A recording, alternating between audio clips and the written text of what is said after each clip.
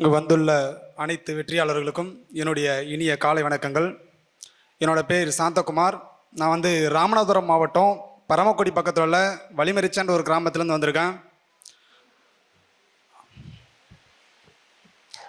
நான் இங்கே என்ன சொல்கிறேன்னா, இங்கே வர ஃப்யூச்சர் அஸ்பிரன்ஸ்க்கு சொல்ல விரும்புது, நீங்கள் நம்பிக்கையோடு படிக்கணும்னு தான் சொல்ல விரும்புவேன். ஏன்னா நல்லவர்கள் கூட தோற்றது உண்டு, ஆனால் நம்பிக்கை கொண்டவர்கள் வரலாற்றில் தோற்றதாக சரித்திரத்திலே கிடையாது. உங்கள் மேலே நீங்கள் நம்பிக்கை வச்சா மட்டும்தான் எந்த ஒரு எக்ஸாமும் அச்சீவ் பண்ண முடியும். நான் தூத்துக்குடியில் ஃபஸ்ட்டு 2017 செப்டம்பர் 3 காம்படிஷன் ஃபீல்டு படிக்கணும்னு இந்த ஊருக்கு வந்தேன். ஆனால் இந்த ஊரை விட்டு 2023 பிப்ரவரி 25 குரூப் 2 மெயின்ஸ்க்கு முதல் நாள் தான் வெக்கேட் பண்ணிட்டு போனேன். அது வரைக்கும் தூத்துக்குள்ளே தான் இருந்தேன்.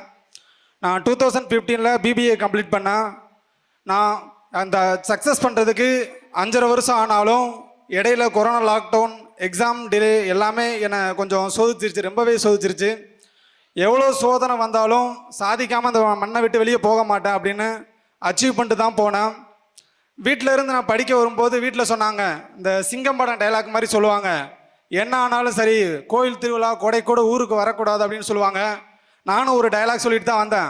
வஉசி மாதிரி இந்த வஉசி கப்பல் விடும்போது ஒரு டைலாக் சொல்லுவார், கப்பலோடு வருவேன் இல்லைனா தண்ணீரில் மிதப்பேன்னு ஒரு டைலாக் சொல்லுவார். அதுபோல தான் நானும் சொன்னேன், போஸ்டிங் ஆர்டரோடு வருவேன் இல்லைனா போஸ்ட்மார்ட்டம் ரிப்போர்ட் எனக்கு தேடி வீட்டுக்கு வரும் அப்படின்னு சொல்லுவேன். அவங்க ஒரு நிமிஷம் நினச்சி ஃபீல் பண்ணாங்க. நானும் வேகமாக நினச்சி வரும்போது நினச்சேன், பெருசாக நம்ம வரும்போது ஒரு டைலாக் சொல்லிட்டோமே அப்படின்னு யோசிச்சுட்டு அப்புறம் தான் நினச்சேன், எனக்கு தற்கொலை பண்ணுற அளவுக்கெல்லாம் தைரியம் கிடையாது, ஆனால் சாதனை பண்ணுற அளவுக்கு எனக்கு நிறையா எனக்கு தன்னம்பிக்கை இருந்தது. நான் இங்கே 5.5 வருஷம் ஆச்சு. சில பேர் நினைப்பீங்க, என்னடா ஒரு எக்ஸாம் பாஸ் பண்ணுறதுக்கு 5.5 வருஷம் ஆகுமான்னு. ஆகாது. ஒவ்வொருத்தவங்க 6 மாதத்தில் பாஸ் பண்ணவங்களும் இருக்காங்க, 6 வருஷத்தில் பாஸ் பண்ணவங்களும் இருக்காங்க. நான் வந்த டைம் ஃபஸ்ட் எக்ஸாம் 6 மாதத்தில் ஒரு குரூப் 4 வந்தது, 136 மதிப்பெண்கள் பெற்றேன். அடுத்து வந்த குரூப் 4ல் 164 எடுத்தேன். அப்போ எனக்கு டைப்பிஸ்டில், அதனால் அந்த போஸ்டிங் என்னை விட்டு மிஸ் ஆகிடுச்சு, கிடைக்கல. அடுத்து இடையில கொரோனா லாக்டவுன், 2 லாக்டவுன் போட்டாங்க, எக்ஸாமே வரல, ரொம்ப டிலே ஆயிடுச்சு. வீட்லேயும் கொஸ்டின் கேட்க ஆரம்பித்தாங்க. உறவினர்கள் எல்லாருமே கொஸ்டின் வச்சு, என்னம்மா படிக்கிறேன்னு. அதெல்லாம் ஃபேஸ் பண்ணி தான் அந்த இடத்துக்கு வந்தேன். நாங்கள் சொல்கிறது என்னென்னா, ஃப்யூச்சர் அஸ்பிரன்ஸ்க்கு எக்ஸாம் டிஎன்பிசி நமக்கு தெளிவாக சிலபஸ் கொடுத்துட்டாங்க, எக்ஸாம் டைம் டேபிள் கொடுத்துட்டாங்க. இந்த எக்ஸாம் இந்த மந்தில் தான் நமக்கு கால்ஃபர் ஆகுன்னு. நீங்கள் அதை பிளான் பண்ணி எக்ஸாம் வர்றதுக்கு முன்னே நம்ம சிலபஸை கம்ப்ளீட் பண்ணி முடிச்சுடணும்.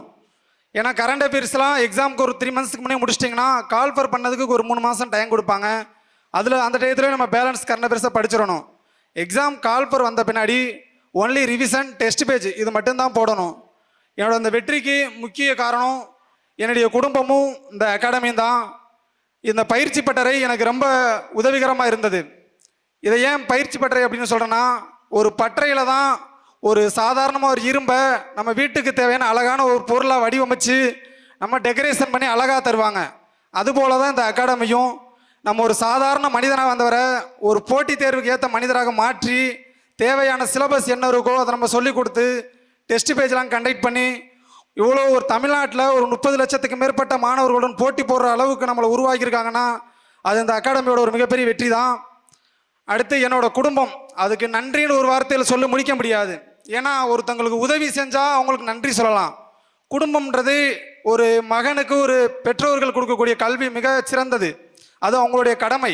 அதுபோல் என்னுடைய கடமை ஒரு நல்ல நிலைமைக்கு என்னுடைய குடும்பத்தை பார்த்துக்கொள்வது என்னுடைய கடமை. பேரண்ட்ஸாக அவங்க கடமை எனக்கு செஞ்சுட்டாங்க. அது பிள்ளையா நான் அவங்களுக்குரிய கடமையை கண்டிப்பாக செய்வேன். டைமிங், இங்கே உள்ளவங்கெல்லாம் டைமிங் கரெக்டாக ஃபாலோ பண்ணாலே கண்டிப்பாக சக்ஸஸ் தான். அந்த டைமிங்கை மட்டும் நீங்கள் மிஸ் பண்ணாமல் இருக்கணும்.